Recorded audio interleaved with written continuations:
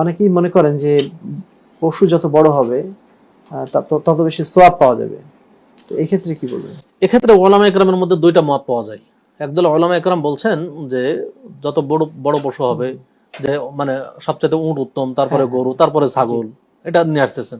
তারা দলিল হিসেবে গ্রহণ করছেন যেটা, যে রাসূলুল্লাহ সাল্লাল্লাহু আলাইহি সাল্লাম বলছেন জুমার দিনে যদি কেউ প্রথম ঘন্টায় আসে তাহলে একটা উট কুরবানির সমান নেকি পেল, যদি দ্বিতীয় ঘন্টায় আসে তাহলে সে একটা গরু কুরবানির সমান নেকি পেল, তারপর তৃতীয় ঘন্টা, এইভাবে আস্তে আস্তে ছোটর দিকে আসতেছে।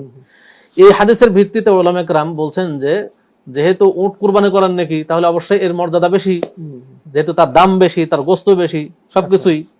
অতএব সর্বপ্রথম উট, তারপরে গরু, তারপর ছাগল। আর আরেক দল ওলামা ইকরাম বলছেন যে না, রাসূলুল্লাহ সাল্লাল্লাহু আলাইহি সাল্লামের ব্যক্তিগত আমল ছিল সব ছাগল, এবং তিনি মানে গরু উট কুরবানি দেননি, ছাগলই কুরবানি দিতেন সবসময়, এবং একাধিক দিতেন। তো সেই ক্ষেত্রে রাসূল সাল্লাল্লাহু আলাইহি ওয়াসাল্লামের যেহেতু একবার সরাসরি আমল, সবসময়ের আমল, এবং সাহাবায়ে কেরাম এই আমলটি করতেন, আজ পর্যন্ত আরাবিয়ানদের মধ্যে এই আমলটি জারিও আছে, তারা উট গরু কুরবানি দেন না।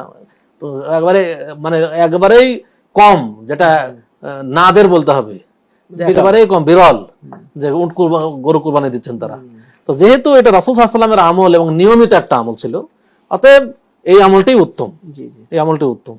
তো এখানে আমরা সর্বাধিক গ্রহণযোগ্য মত এখানে কোনটাকে উল্লেখ করব, সেটা প্রথমে বলবো আল্লাহ তাআলা আলাম, আল্লাহ ভালো জানেন।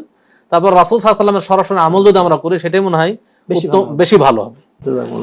আর একটা যোগ করা যায় যে আল্লাহ তাআলা যে ইসমাইল আলাইহিস সালামের পরিবর্তে আল্লাহ পাক বিদ্যাবিহীন আযীম, সেখানে কিন্তু দুম্বা দিয়েছেন বা ছাগল। জি, তো আল্লাহর পক্ষ থেকে যেটা এসেছে অবশ্যই সেটা উত্তম বেশি। জি, সেটা।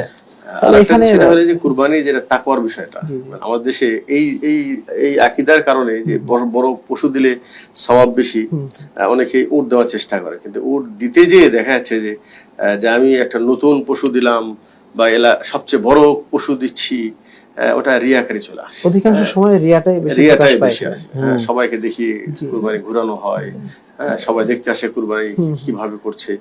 তো এগুলি থেকে বাঁচার জন্য অবশ্যই উত্তম যেটা সেটা করা। এবং একটা হাদিসও আছে এই মর্মে, যে বলা হচ্ছে যে আগে একটা দুটা খাসি দেওয়া হতো, এখন মানুষ অতিরিক্ত দিয়ে তো গর্ব করে, এই ধরনের একটা রেওয়ায়তও পাওয়া যায়।